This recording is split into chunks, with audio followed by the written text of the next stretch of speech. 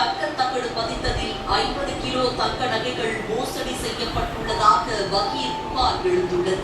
திருமலை திருப்பதி தேவஸ்தானத்தின் கீழ் Tirupati railway station எதிரே 1000 ஆண்டுகள் முன்பு வைணவ குருவான ராமானுஜர் மூலம் கோவிந்தராஜா சுவாமி சிலை பிரதிஷ்டை செய்து நிறுவப்பட்டது. இங்கு தற்போதும் ஏழுமலையான் கோயில் GS சாமிகள் முன்னிலையில் அனைத்து பூஜைகளும் உற்சவமும் நடைபெறுகிறது.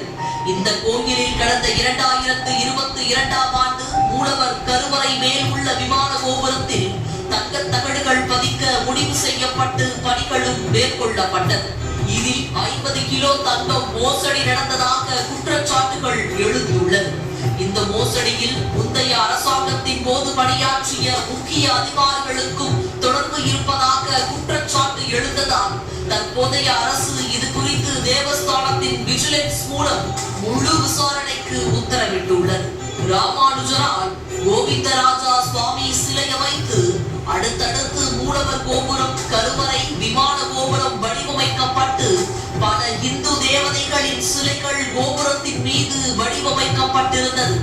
இந்த விமான கோபுரத்தின் மீது தங்க தகடுகள் பதிக்க கடந்த YSR காங்கிரஸ் ஆட்சியின் போது முடிவு செய்து பணிகளும் மேற்கொள்ளப்பட்டது. விமான கோபுரத்தின் பண்டைய மகிமையை பாதிக்காமல் தங்க தகடு பதிக்க வேண்டும்.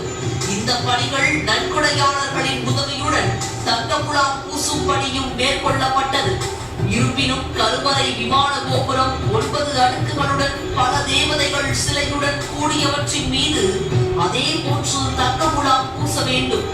ஆனால் தற்போதைய விஜிலன்ஸ் நடத்திய முதற்கட்ட விசாரணையில் பல சுவாமி சிலைகள் அகற்றப்பட்டு 2 அடுக்குகள் மட்டுமே தங்க தகடு பதிக்கப்பட்டதாக தற்போது தெரிய வந்துள்ளது.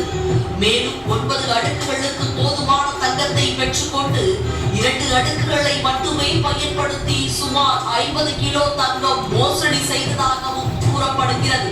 கடந்த ஆட்சியில் நடந்த நெய் பரக்காமணி சார்பை மோசடி போன்று தற்போது கோயில் கோபுரத்தில் தங்க தகடு பதிக்கப்பட்டதில் மோசடி நடந்துள்ளதாகவும், எனவே இந்த பணிகளை மேற்கொண்ட அப்போதைய அறங்காவலர் குழு தலைவர் YV சுப்பாரெட்டி மற்றும் அப்போதைய EO தர்மாரெட்டி ஆகியோரிடம் விசாரித்தால் முழு மோசடி தெரிய வரும்.